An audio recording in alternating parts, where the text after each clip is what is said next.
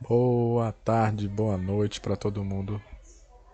Para quem não me conhece, né, já que esse tempo de pandemia eu apareci muito pouco aí pela Shalom. Meu nome é Fábio, tá? Eu acompanho a Shalom desde acho que 2007, 2008, mas como observador mesmo, tá? Em 2015 começou aí a obra em Caruaru e aí por intermédio de um amigo em comum eu acabei conhecendo o Antônio e participei inclusive do primeiro retiro aí da obra em Caruaru, né? Naquela época, inclusive, a gente emprestou até um bocado de coisa de som e ajudou, né, para a primeira realização, tá? Hoje, passado aí já acho que 6 anos de obra por aí, mais ou menos, a gente vê o crescimento. Eu acompanho quantos grupos tem, quantas pessoas envolvidas e dou graças a Deus por isso. E eu sempre trago essa ideia, né, de que o que a gente tem que fazer na nossa vida de evangelização, no Ministério de Música, que também é o ministério ao qual me dedico, é seguir essa filosofia que está bem explícita aí na Shalom, né? O melhor para Deus eu vou dar. Então essas formações elas são importantes para que a gente possa de fato aprender e melhorar a nossa qualidade no serviço ministerial para a igreja, tá? Então, Anderson pediu para mim para fazer uma formação um pouco mais prática, mais curta na medida do possível, para que não seja de difícil assimilação, e falar um pouco sobre como melhorar o ensaio e como pode ser feita aí a passagem de som, alguns tópicos, alguma ideia sobre sonorização, os conceitos básicos, tá? Enfim, tentar trazer de uma maneira prática aquilo que pode melhorar um pouco a qualidade do nosso serviço, tá? Então, eu separei alguns tópicos, tá? Não tive muito tempo para preparar, para elaborar, para deixar coloridinho os slides e eu tô fazendo aqui apertado nos prazos, mas vai dar certo, tá? Então eu separei alguns tópicos e aí eu começo falando sobre como seria a preparação do ensaio diante de tudo que eu já vi, o que, que a gente pode melhorar, o que, que a gente já aprendeu, né? Vocês podem ver aqui na fotozinha que aqui é o grupo do WhatsApp do Ministério de Música De Bonito, que eu participo, né? O Coração Renovado, o CR. E aí, o que, que a gente pratica aqui? Né? Enviar o repertório com antecedência e com a sequência prévia da ordem das músicas. Tá? Então, o primeiro passo que a gente tem quando a gente tem um evento é criar esse repertório de acordo com a vivência do evento. Né? Seja uma missa, né? Nesse caso aqui é a missa do 23º domingo do tempo comum, né? Que é esse final de semana. E aí a gente faz o repertório, né, de acordo com o evangelho, com as leituras, e nós trazemos o nome da música aqui, né, música um, Eu Sou o Caminho, a Verdade e a Vida, e o link que está contido é o que vai levar a gente lá para o YouTube, né, que é o de mais fácil acesso. Tá? E aí a gente envia o link com as músicas com a versão exata, por quê? Porque senão vocês podem acabar acontecendo de você pedir uma música e cada um pegar de uma fonte. Né? Não sei se vocês conhecem, por exemplo, a música Restauração de Dunga. Então ele grava em todo o show dele lá, 5 anos, 10 anos, 15 anos, 20 anos, 30 anos, e cada vez tem arranjos diferentes. Né? Da mesma forma, se você for pegar aí, por exemplo, eu comecei a tocar Quem Espera em Ti antes de gravar o CD. Né? Tinha uns áudios perdidos aí pela internet, uns acampamentos, e tinha um solozinho de guitarra no começo e a gente fazia. Então, dependendo da fonte que você pegar, cada um vai tocar de um jeito, com os acordes diferentes, e aí não vai soar bem. Tá? Então, como preparação do ensaio, assim que se escolher as músicas com base nos temas, é muito importante que seja feita essa lista aí com o link para essas músicas. Tá? E aí, a partir desse momento, cada um faz a sua playlist e começa a escutar essas músicas. Né? Outra coisa que é bastante importante, e eu acho que é uma prática que talvez vocês já façam aí na Shalom em Caruaru, é combinar o ensaio das harmonias com uma base mais simplificada, como violão e voz, por exemplo, ou piano e voz. Tá? Porque quando você vai passar vocal no meio daqueles instrumentos todos tocando ao mesmo tempo, com bateria, com baixo, teclado e tudo, você dificilmente vai conseguir ouvir se a voz está de fato saindo preenchida, se a harmonia está toda direitinho. Tá? Então, embora seja necessário ensaio com todos, também é importante um ensaio com violão e voz, base e voz. Tá? Vocês estão escutando aí os filhos brincando lá no quarto. E combinar o horário de ensaiar ou de passar o som. Né? Isso varia também porque depende do técnico que vai estar lá. Né? Se for com o pessoal da Shalom interno mesmo, vocês podem combinar, eleger quem é que vai ficar na mesa de som e tal, e combinar esse horário. Tá?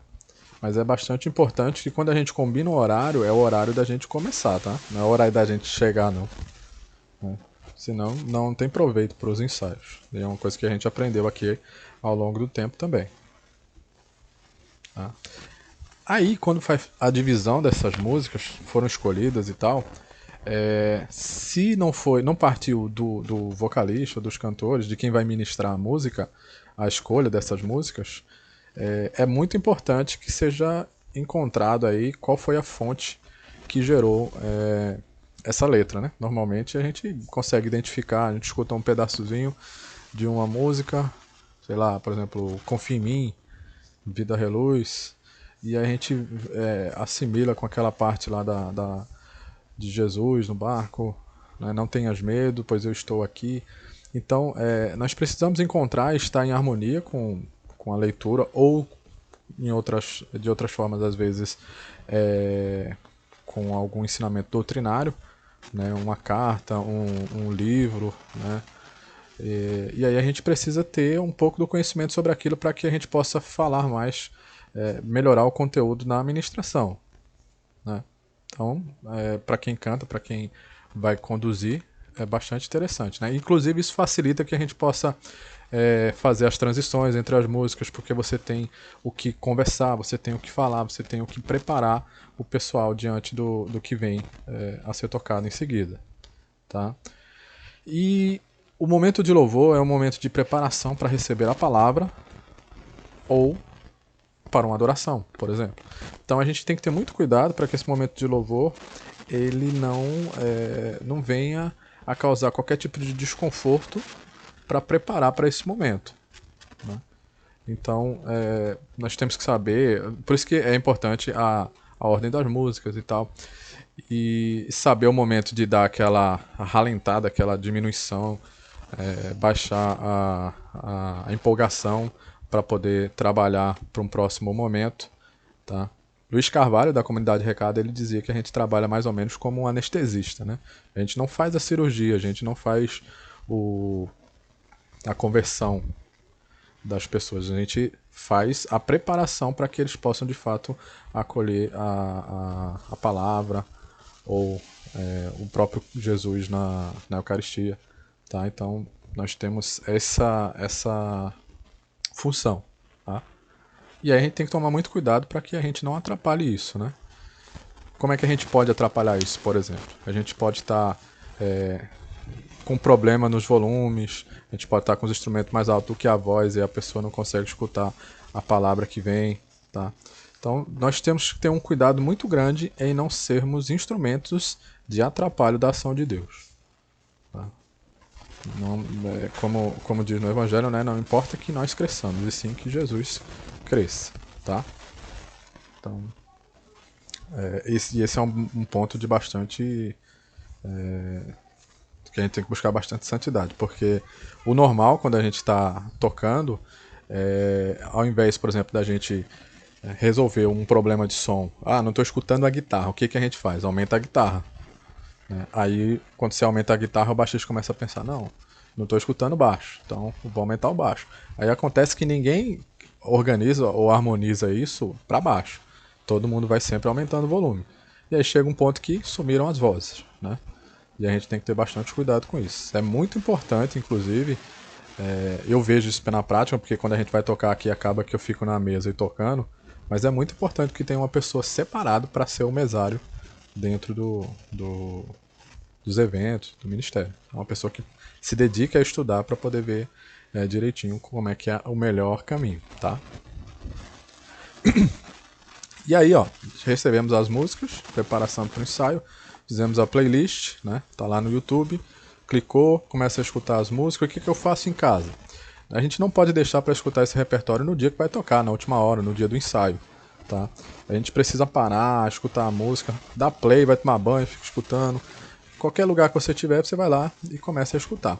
E aí é interessante que a gente anote, essa música ela começa lá, tem uma introdução, depois começa o canto 1, depois tem um canto 2, foi pro refrão, aí vem um solo e tal. Então você fazer toda uma descrição de como é que acontece, a sequência dentro da própria música. Tá? Embora que isso possa ser mudado depois, mas você sabe, vai voltar pro canto 1, depois vai pro canto 2, depois tem isso, tem aquilo. Então você sabe como é que é a dinâmica da música. Tá? Isso você pode adiantar de dentro da sua casa ainda, quando começar a escutar. Né? Outra coisa, que quando a gente for ensaiar, a gente tem que deixar lá os nossos equipamentos separados. Então quem toca guitarra, separa a pedaleira, o que tiver. E para facilitar, né? Teclado, fonte, cabos, tá tudo direitinho, tá? Para não perder tempo. No dia do ensaio, para que não haja nenhum desencontro, é importante que a gente certifique que todo mundo sabe o horário do ensaio. Tá? Eu vejo aí que vocês mandam, ensaio hoje é não sei aonde. Tá? Então isso é bastante importante, para que ninguém passe despercebido pelo dia do ensaio. Tá? E aqui, esse é um ponto que a gente peca muito. Tá? Chegue sempre antes do ensaio. O ensaio é às 7 horas. O ideal é que se comece o ensaio às 7 horas. Porém, para que o ensaio comece, a gente tem coisa para fazer, né? Nós temos que arrumar os equipamentos, afinar os instrumentos. Quem canta tem que aquecer voz, tá? Uma vez, em formação também a gente viu isso, ó. Se você não tem o cuidado de fazer aquecimento e desaquecimento vocal, quando um guitarrista estoura uma corda, você vai lá e compra outra. Agora, quando você tem problema na sua voz, aí você não consegue comprar outra voz. Né? Então, por mais que às vezes apareça ser alguma coisa dispensável, aquecer, desaquecer a voz, isso é extremamente importante. Tá? Senão vocês vão ficar com a voz pigarrada e aí não é muito boa. Tá? Então, procurem chegar 10 minutos antes, 15 minutos antes, de modo que consiga arrumar todo o equipamento, todo o som, ajudar a montar, tá? Tem coisa para carregar. Tá? Isso às vezes fica muito na incumbência lá de quem é o baterista, né, que tem mais coisa para carregar, e às vezes é outra pessoa que é eleita para ficar na mesa de som, aí tem que carregar tudo, tal. Então, quando a gente partilha isso, fica muito mais fácil. Tá? Ok? Dá para todo mundo ajudar. Durante o ensaio, a gente precisa saber qual é o objetivo do ensaio, né? Então, o que nós temos como objetivo, né, é que no ensaio nós temos que tirar as dúvidas das músicas, corrigir a sua execução, e aí esse tem que ser o foco. Então a gente vai para o ensaio para isso, né? Para pegar as músicas, ver se cada um pegou direitinho, se não pegou, ajustar, né? Tem um trecho da música eu acho que é dó, outra acho que é lá menor, aí a gente vai escutar e ver direitinho se é dó ou lá menor, ver tudo direitinho, tá? Mas o importante é que você não pode chegar no ensaio, né? Pelo menos isso não é o ideal, de chegar no ensaio para poder lá aprender a música. Tá? Isso vai perder tempo para todo mundo. Nós estamos num período em que perder tempo não é muito uma opção. Né? A gente está se adaptando a muitas coisas, às vezes a gente não consegue sequer marcar um ensaio com todo mundo. Tá? Então a gente tem que ter bastante respeito com quem vai e se esforçar. Claro que existem casos e casos, né? Não pode acontecer corriqueiramente isso. Não é bom que isso aconteça, mas pode acontecer e aí a gente tem que ter o bom senso, né? De que isso não seja a regra, seja a exceção. Tá? Outra coisa que é bastante importante é simular um ensaio como vai ocorrer na administração, principalmente para quem tem timidez nessa parte mesmo, né? De administração, de cativar o pessoal a fazer uma determinada coreografia, alguma coisa assim. Tá? Então, às vezes a gente consegue matar isso justamente nesses ensaios, né? Forçando um pouco nesses ensaios para que isso aconteça. Tá? Porque nós, como ministro de música, a gente precisa transbordar essa empolgação para quem está indo lá no louvor, para quem está indo lá no evento, poder observar, olha, esse pessoal aí, eles estão fazendo isso de coração. Tá? Eles estão ministrando, eles estão sentindo aquilo ali. Porque se você não consegue ministrar dessa forma, no ensaio, onde você não tem público, digamos assim, você não vai ter problema algum quando você for para um determinado lugar e tiver pouca gente. Você vai saber como lidar porque você acabou que conseguiu fazer isso com menos gente ainda, tá? E, assim, é uma realidade que de vez em quando acontece, né? A gente se prepara para um evento que a gente acha que vai dar muita gente e acaba dando poucas pessoas, né? Mas aí essas sementes às vezes são a terra boa, né? Onde a gente planta ali e se espalha. Tá? Então, quantidade não quer dizer muita coisa. Mas tem gente que só funciona quando tem quantidade. E aí a gente tem que ter essa preocupação, né? esse cuidado. Tá? Então, simular como é que vai acontecer na administração vai prevenir que a gente erre algumas coisas também, né? Como, por exemplo, o ideal, a gente vai ver nos próximos tópicos, é que a gente faça a transição entre as músicas. E aí como é que vai ser? Às vezes o próprio cantor precisa fazer um ajuste, uma conversa com o pessoal, para que haja sentido entre linkar uma música com outra. Tá? Então a gente precisa passar isso também, como é que vai ser. E aí, quando foi feito lá, fiz um poporri, juntamos 3 músicas, fizemos aquilo, foi isso, não sei o que, essa música mudou de tom. Então tudo que foi feito, a gente precisa anotar, tá? Para que ninguém chegue no dia lá e toque uma versão antiga daquela música que vocês mudaram. Tá? Então precisa anotar isso aí. Tá? Não fazer ruídos desnecessários, né? Isso às vezes a gente termina uma música, aí ao invés da gente conversar, ajustar alguma coisa ou partir para a próxima música, a gente fica tocando pica-pau, parabéns para você, fazendo ruídos nos instrumentos e não é proveitoso, né? Então, o ideal é que a gente tenha foco, né? Que foi o início aqui, né? Temos objetivo, temos que ter foco. Então, terminou, vamos fazer com que o ensaio renda o máximo possível. Tá? E o rendimento tem a ver com o tempo que você se dedica em relação ao resultado que você obtém. Tá? Então, se você consegue fazer um bom ensaio em 1 hora, você tem um rendimento muito bom. Se você precisa de 2 horas para fazer um bom ensaio, você tem um rendimento um pouco mais fraco. Tá? Então, a gente precisa ajustar isso para ganhar tempo, inclusive para fazer outras coisas. Né? Depois de realizar toda a performance de um ensaio, aí a gente pode discutir outras coisas, organizar, pegar uma música nova que não estava no repertório, tal. Mas primeiro fazer aquilo que é o necessário, né?